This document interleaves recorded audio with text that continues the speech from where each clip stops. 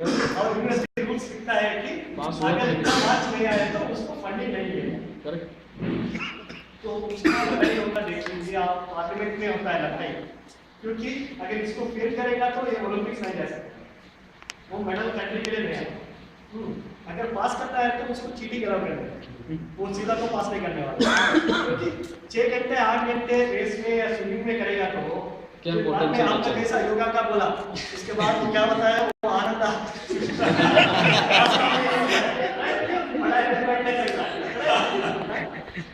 तो इसलिए this is very important that उनको पास करने में आप उसको मत पुश करें वो फर्स्ट क्लास आए या क्लास आए, उसको पुश मत करें, उसका इंटरेस्ट नहीं है, टाइम नहीं है, एफर्ट नहीं है, कैपेबिलिटी बात नहीं कर रहा, कैपेबिलिटी हो सकता है। ऐसे बहुत सारे स्टूडेंट है जो बोलते हैं कि हम घर पे भी पढ़ने की शुरू पास हैं। हाँ क्या करें? ठीक है वो भी आते हैं, will come to that also.